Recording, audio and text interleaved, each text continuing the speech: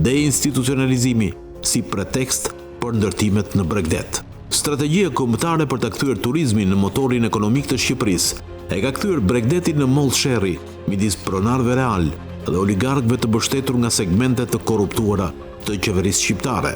Një nga qytetet bregdetare që ka qenë në shënjestrën e betonit dhe konflikteve me pronën është Vlora.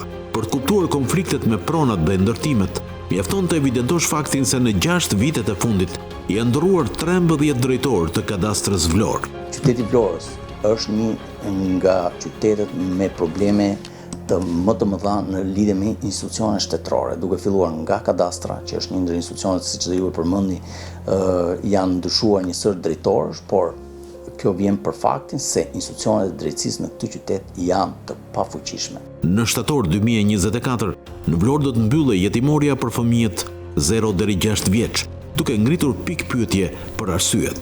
Ne po transformojmë shërbimin brenda institucionit rezidencial në kuadër të deinstitucionalizimit. Dhe në fakt Ministria e Shëndetësisë dhe Mbrojtjes Sociale po ngret 2 modele në Korçë dhe në Vlorë, të cilat realisht krijojnë qendra të transformuara me shërbime jo vetëm komunitare, multifunksionale, por me shërbime të reja të munguara. Zyrtarisht, procesi i deinstitucionalizimit ka dështuar, dhe këtë e thot avokati i popullit, raporti i Komisionit Evropian dhe vetë Bashkia Vlorë. Në fakt ka një lidhje logjike midis dështimit të planit të deinstitucionalizimit dhe menaxhimit të qendrave rezidenciale për fëmijët jetim. Mbyllja e qendrave i hap rrugën privatizimit të objekteve që ndodhen në zona strategjike në Bregdet. Sfidë do të jetë gjithkohës procesi i deinstitucionalizimit, sepse nuk është se jemi të përgatitur të gjithë për të përkrahur një ndryshim institucioni. Gjithmonë karakterizohet me një lloj rezistence të vazhdueshme që kur thuhet që po ndryshon diçka. Kjo që shikoni është qendra e zhvillimit për fëmijët me aftësitë të kufizuara në Vlorë. Fëmijët që gjenden këtu, disa prej tyre janë jetim dhe kanë nevojë për përkujdesje prindërore. Nëse shikoni me vëmendje, kjo qendër gjendet në zemër të Lungomares dhe është i vetmi vend që nuk është betonizuar. Kjo për shkak të statusit të saj rezidencial. Ishte kontrolli i lartë i shtetit ai që ngriti alarmin për tentativat për të zvogluar sipërfaqen e qendrës, e cila vit pas viti është zvogluar dhe kishte ngelur pa u regjistruar nga Bashkia Vlorë. Fokusi duhet jetë shumë i fortë te qendrat e kujdesit rezidencial shtetëror. Por si nisi auditi i kontrollit të lartë të shtetit? Më 24 tetor 2016 do të miratohej programi i bashkëpunimit për zhvillim të qëndrueshëm ndërmjet Këshillit Ministrave të Republikës së Shqipërisë dhe Kombeve të Bashkuara 2017-2021. Ka mbështetur nëpërmjet projektit Mos lëra skënd prapa QZPAK në cilësinë e ofruesit të shërbimeve për të diversifikuar shërbimin që ofron kjo qendër në shërbim rezidencial dhe ky shërbim të kombinohet me shërbime ditore komunitare. Në vitin 2018, dega e Organizatës së Kombeve të Bashkuara në Shqipëri, UNDP Albania, do të niste tratativat me Ministrinë e Shëndetësisë për restaurimin e godinës në Vlorë. Zakonisht Ministria nuk arrin të mbulojë dot nevojat për jetimorët dhe bashkëpunon me organizatat ndërkombëtare për të siguruar donacione të huaja, ku shteti shqiptar ka rolin e monitoruesit dhe lehtësuesit për procedurat burokratike. Cili do investitor që mund të kryejë një investim në çfarëdo lloj vendi të Republikës së Shqipërisë duhet trajtohet sipas ligjeve në fuqi. Dhe nëse ne do të referohemi ligjeve në fuqi, kemi një projekt fillestar i cili duhet zbatuar pik për pik dhe kontrolli i këtij projekti kalon të gjitha allkat si një subjekt tregtar apo privat. Në informacionet e siguruara nga Veting, drejtoresha e QZPAK, Elida Grabova, ka bërë me dije se personat e ngarkuar nga UNDP Albania, pasi ishin njohur me ambientin dhe kushtet e qendrës, të cilat sipas tyre nuk plotësonin kushtet e nevojshme për të implementuar projekti LNOB, vendosën që përpara implementimit të kryenin punime në ambientin ku ushtron aktivitet. QZPAK, madje drejtoresha Grabova ka theksuar se përpara se të angazhohej UNDP Albania për kryerjen e punimeve në ambient, kjo e fundit ishte drejtuar Ministrisë së Shëndetësisë mbi problemet e konstatuara në lidhje me tualetet dhe lagështirën që mbarte institucioni. Duke marrë shkak nga kjo indicie si edhe nga propozimi i UNDP-s, Ministria ka vazhduar kontaktin me organizatën ndërkombëtare. Me anë të komunikimeve të vazhdueshme, personat përgjegjës të UNDP Albania i kanë përcjell drejtoreshës Grabova për njohje projektin dhe planimetrit e propozuara. Në vijim, me qëllim miratimin e deklaratës për kryerje punimesh në objekt, në maj 2018 është kryer aplikimi në portalin e shërbimeve online nga punojnësi i Bashkisë Vlorë, i cili është i paligjshëm sipas auditit. Përveç se shkeleve administrative që institucioni shtetëror, siç është bashkia apo institucione të tjera duhet ta konstatojnë, patjetër edhe prokuroria duhet të nisë një hetim të zgjeruar. Sipas kontrollit të lartë të shtetit, miratimi i këtij vendimi ish kryetarit Bashkisë Vlorë, Dritan Leli, nuk kishte fuqi. Përgjegjësi për këtë veprim, në këtë rast ka zyra e drejtorisë juridike në Bashkinë Vlorë. Sipas auditit, ka patur problematika në nxjerrjen e vendimit të ish kryetarit Dritan Leli për miratimin e deklaratës për kryerje punimesh. Vetin ka konstatuar se edhe pse projektet e propozuara nuk kanë qenë në përputhje me parashikimet e ligjit, zyra e drejtorisë urbanistike se ka konsideruar korrekte praktikën e depozituar në sistemin e lejes dhe kryetari i Bashkisë Vlorë ka vijuar me nxjerrjen e vendimit për kryerjen e punimeve. Auditi ka zbuluar se vendimi për miratimin e deklaratës së kryerjes punimeve është miratuar përpara krijimit të marrëdhënies juridike civile ndërmjet UNDP Albania dhe Bashkisë Vlorë. Pra përpara se ish kryetari Leli të angazhohej për rikonstruksionin dhe të lidhte memorandumin e mirëkuptimit me organizatën ndërkombëtare.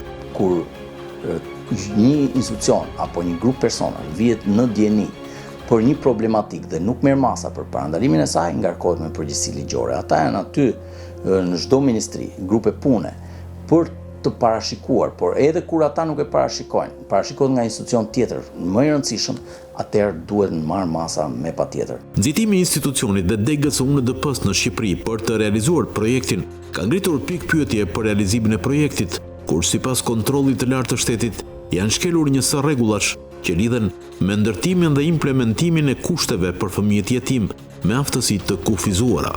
Madje nga vëzhgimet brenda ambienteve nuk figuron asnjë tualet i realizuar në përputhje të plot me standardet për këtë kategori, siç janë personat që lëvizin me karrige me rrota. Dështimi me investimin ka sjellë indicje për neglizhencë nga institucioni publik, ku rezulton se gjatë punimeve nga ana e UNDP Albania, Inspektoriati i Mbrojtjes së Territorit nuk është paraqitur asnjëherë në terren dhe rrjedhimisht nuk ka kontrolluar zbatimin ose jo të projektit sipas deklarimit paraprak, si dhe nuk ka kontrolluar dosjen për godinën. Përpos të gjithave, është e çuditshme se si është bërë rikonstruksioni i ndërtesës, kur nuk ka patur një vlerësim tekniko-ligjor, pasi ka mbi 50 vite që është ndërtuar. Kemi përgjegjësi penale, sepse të gjithë këto institucione në mënyrë të pavarur me njëri tjetrin dhe në bashkëpunim, sepse kemi veprime të njëjta të kryera unison, që nuk janë bërë kontrolle mbi mënyrën e zbatimit të punimeve. Për mendimin tim kemi të bëjmë me vepër penale të shpërdorimit të detyrës. Unë vlerësoj që prokuroria edhe kryesisht mbas të emisionit tuaj duhet të regjistrojë një procedim penal. Mbulimi i garës nga UNDP, dështimi i projektit. Në maj 2018 ka filluar zbatimi i projektit nga UNDP Albania dhe ka përfunduar në nëntor 2020. Në realizimin e projektit me vlerë 250 milion lek ose 250.000 euro kanë marrë pjesë 2 kompani. Për të kuptuar më shumë rreth projektit dhe se cilat ishin kompanit, Vetin kontaktoi në zyrën e medias për UNDP Albania Nora Kushtin, e cila na vendosi në dispozicion emrat e kompanive që kishin fituar tenderin. Në fazën e parë të projektit, fituese ka qenë kompania Flonja SHPK në pronësitë Afërdita Osmanit me vlerë 6.7 milion lek ose 67.000 euro. Kjo kompani u përqendrua në përmirësimin e aksesueshmërisë, modernizimin e njësive hidrosanitare, kryerjen e instalimeve elektrike të pjesshme dhe përmirësimin e sistemit të shkarkimit të ujrave të shiut. Në fazën e dytë të projektit u shpall fituese kompania AGE Co & Co, ish AGE Highway Consulting and Construction, me pronar Gojart Laçi, me vlerë 18 milion lek ose 180.000 për punime që përfshin riorganizimin e godinës për të zgjeruar shërbimet komunitare për fëmijët me nevojat veçanta. Mungesa e monitorimit për investimin ka nxjerrë në pah një skandal me fondet e UNDP Albania, pasi ka patur probleme të shumta, duke mos realizuar projektin sipas parashikimeve. Aty kemi problematika të panumërta, qofse do t'i referohemi nëse është kolauduar, kemi një problematikë vjedhe me anë mashtrimin e pasojave të rënda, sepse në qofse ky objekt apo ky investim nuk është kryer siç duhet, atëherë kemi përvetësim të vlerave monetare dhe këto përvetësim të vlerave monetare janë bërë nga një grup njerëz. S'mund të themi që një person, një individ ka kryer një veprim konkret. Këto konstatime vijnë nga raporti i kontrollit të lartë të shtetit, komisioneri për mbrojtjen nga diskriminimi dhe nga vetë drejtoresha e qendrës, Elida Grabova. Sipas kontrollit të lartë të shtetit, Godina ka patur probleme brenda një periudhe shumë të shkurtër nga rikonstruksioni. Në ambient evidentohet rënja e dyerve dhe thyerja e një prej dritareve, e cila sipas auditit konsiderohet e rrezikshme për jetesën e rezidentëve. Janë nga grupet shoqërore, le të themi, që kanë një braktisje të disafishme, që fillojnë që nga aspekti familjar, në disa raste duke i munguar objektivisht, në disa raste duke i braktisur, që nga aspekti shoqëror, le të themi vetë shoqëria ka tendencën që ti më njanoj ose të mos tregoj për kujdese dhe që pastaj nga aspekti shtetëror. Çka do thotë që kërkon sidomos nga shteti një vëmendje më të madhe në të gjitha ato rastet kur janë bërë investime. Pra kur është ngritur një institucion, siç ishte rasti i institucionit themelor, dhe duke qenë se aty nuk ka shumë njerëz që të mund t'i mbrojnë këto kategori, atë vetë shteti duhet të jetë mbrojtësi kryesor duke i garantuar minimalisht standarde. Gjithashtu ato që konsiderohen të rrezikshme për rezidentët janë kasa elektrike e pambuluar dhe lehtësisht e prekshme, puset e hapur në ambientin e jashtëm. Një detaj shumë i rëndësishëm është ashensori, ku kutia qendrore e tij rezulton e dëmtuar nga rezidentët dhe vijonte ende e pasigurt dhe jo funksional. Menjëherë pas evidentimit të problemit nga auditi, komisioneri për mbrojtjen nga diskriminimi do të realizonte një inspektim në Godinë, ku do të zbuloheshin detajet të tjera nga punimet që nuk kishin kryer të dyja firmat. Me anë të shkresës së depozituar në bashki në prill 2023, drejtoresha Grabova do të vendoste në dieni Bashkinë Vlorë për të gjithë procesin. Sipas titullares së qendrës, hyrja në institucion u realizua pasi objekti dukej vizualisht i rregullt, por problemet e para filluan të evidentoheshin shumë shpejt me nisjen e shirave. Lagështia u bë shumë evidente, jo vetëm në vendet e mëparshme, por në të gjitha zonat e tubave të shkarkimit, mjediset e brendshme dhe tavanët e katit të parë. Mbas hetimit kryer dhe mbas inspektimit të vetë inspektorëve të institucionit në terren për të parë më nga afër problematikat e evidentuara, në rastin konkret u vuri që një pjesë e madhe e problematikave që ishin adresuar nga ana e kontrollit lartë shtetit ishin marrë parasysh në institucioni dhe institucioni kishte filluar të veپronte dhe për të folur, por ideja është që kjo gjë nuk duhet kishte ndodhur. Ajo që është më e rëndë është fakti se dyert, materiali i tyre ishte tërësisht karton, i cili sapo kishte rënë në kontakt me avujt e dushve u shpërbë. Sipas zonjës Grabova, kasat dhe fashetat e dyerve ran shumë shpejt dhe pasi nuk ishin të lidhura, menteshat dilnin dhe të gjitha dyert shkëputeshin, duke rrezikuar jetën e rezidentëve. Madje për shkak të problemeve elektrike dhe lagështisë, Grabova ka punuar se një pjesë e këtyre punimeve janë realizuar nga stafi i institucionit. Drejtoresha evidenton se qendra ka qenë në kushte karantinimi, duke penguar evidentimin dhe ndërhyrjet në kohë në problematikat e evidentuara. Pyetja thelbësore është që pse duhet ndodhë një situatë të tillë ku ato njerëz aty janë pikërisht për të garantuar një jetesë më të mirë për personat që kanë pritur në të Godinë, qofshin këto mafsit kufizuar, qofshin këto persona jetim. Ka qenë Bashkia Vlorë, e cila pas problemeve ka bërë ndërtimin e një kanali kullues, i cili lidh drenazhimin me kanalin e ujrave sipërfaqësore. Ky kanal është mundësuar nga ujësiellës kanalizime Vlorë. Në fund të letrës shkruhet se lagështia në institucion vazhdon të jetë prezente dhe më e agravuar, e shfaqur pothuajse në të gjitha mjediset, duke shkaktuar erë të rënd, pasi vjen si pasojë e lagështirës nga ujërat e zeza. Instalimet elektrike vazhdojnë të paraqesin probleme. Së fundmi, mund të themi që financimi, plan projekti, prokurimi, firma kontraktuese, supervizimi i gjithë këtij procesi është bërë nga UNDP. Nëse aty janë mbajtur procese verbale në lidhje me investime, me faktura fiktive e tjerë, kemi dhe vepra penale të falsifikimit të dokumentave. Pra, Vetin kontaktoi drejtoreshën Elida Grabova për problemet me regjistrimin e pronës dhe objektet që janë ndërtuar ngjitur me murin e qendrës Vlorë. Bazuar në pyetjet tuaja, më poshtë gjeni përgjigjet. Për sa i përket arsyeve të mos funksionimit të ashensorit nga kompanitë private, ju bëjmë dije se nuk është kompetencë e QZHPAK ndikja e punimeve në Godinë dhe as njohja e arsyeve teknike, pasi kjo i tejkalon kompetencat tona profesionale. Megjithatë, mos funksionimi i ashensorit asnjëherë nuk ka penguar ofrimin e shërbimeve cilësore për përfituesit. Sa i përket kontaktit me UNDP-n dhe përfaqësuesit investimet apo oficerin përgjegjës për projektin, ju lutemi të kontaktoni me organizatën përkatëse. Lidhur me pretendimin se Qendra e Zhvillimit Vlorë ka refuzuar të zhvendoset në godinën e rikonstruktuar, ju sqarojmë se një gjë e tillë nuk qëndron. Ne si institucion nuk kemi refuzuar hyrjen në godinë. Kemi hyrë pasi kanë përfunduar punimet si dhe kontrata e qiras. Megjithatë, kemi vlerësuar se infrastruktura e saj pas përfundimit të rikonstruksionit nuk përmbush kushtet dhe standardet e nevojshme për ofrimin e shërbimeve të kujdesit shoqëror për personat me aftësi të kufizuara. Pasi vërejtëm se shumë shpejt u shfaq përsëri lagështia. Për këtë arsye,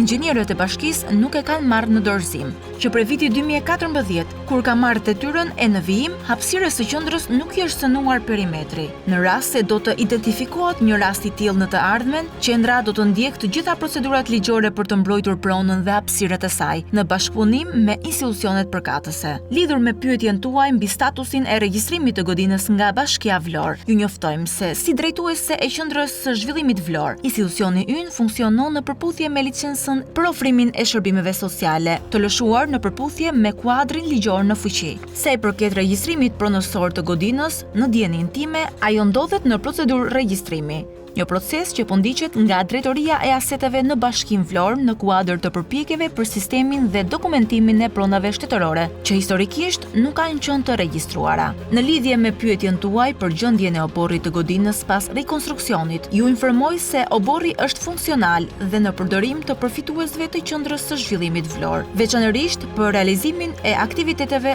okupacionale dhe rehabilituese, të cilat janë pjesë thelbësore e programit tonë të përkujdesit social. Gjithashtu, ju sqarojmë se oborri nuk ka qenë pjesë e rikonstruksionit të realizuar nga UNDP. Shkruhet në përgjigjen e drejtoreshës Elida Grabova. Për shkak të problematikave të ndryshme, UNDP Albania realizoi një tender të dytë, i cili u fitua nga kompania Aurora Konstruksion SHPK. Por përsëri në institucion nuk funksionon ashensori, gjë e cila evidentohet edhe nga komisioneri për mbrojtjen nga diskriminimi. Veçteti duhet të jetë mbrojtësi kryesor, duke i garantuar minimalisht standarde në godinë, të mos pasurit lagështi, të qenit e aksesueshme, standarde në aspektet e shëndetit, në barnat që duhet marrë në përkujdesin mjekësore, në ushqimet, në mënyrën se si ato mbahen, në mënyrën se si jepen, sepse aty ka pak njerëz nga shoqëria që i kontrollojnë, prandaj kërkohet një produkt. Dhe kjo ishte në rastin konkret shqetësimi që ne kishim si institucion.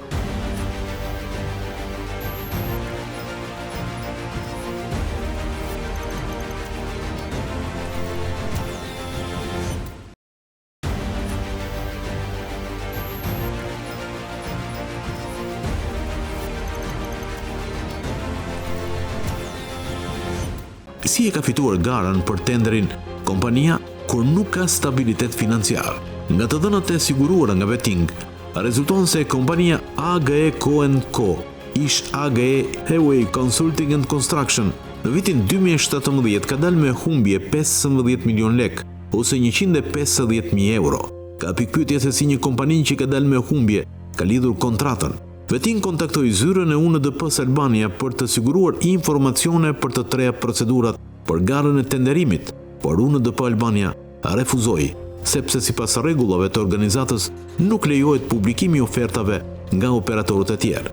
Organizata ju referua rregullave se si funksionon, por nuk specifikoi se cilat ishin këto rregulla dhe standarde që mbulonin emrat e konkurrentëve të tjerë në këtë procedurë. Në kthim përgjigje për Veting, përfaqësuesja e medias për UNDP Albania, Nora Kushti, ka deklaruar se është pranuar oferta më e ulët.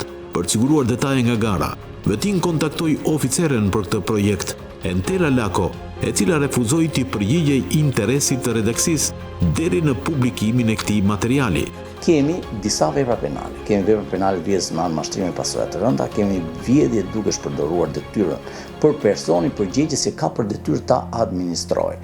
Dhe këto janë përcaktuara në kodin penal. Për sa i përket masave të marra ndaj kompanive që dështuan me realizimin e projektit, zyra e UNDP Albania nuk pati asnjë koment për këtë gjë dhe nuk specifikoi saktësisht se cila ishte origjina e këtyre fondeve. Vetingu përpoq të lidhej edhe me kompanit AGE Co & Co, ish AGE Heavyway Consulting and Construction dhe Flonja SHPK, por ishin të paarritshme. Në lidhje me mënyrën se si e ka fituar ky subjekt, duhet të hetohet, sepse të mos harrojmë që në Shqipëri çfarëdo lloj investimi të jetë duhet patjetër që të kalojë legjislacionin shqiptar.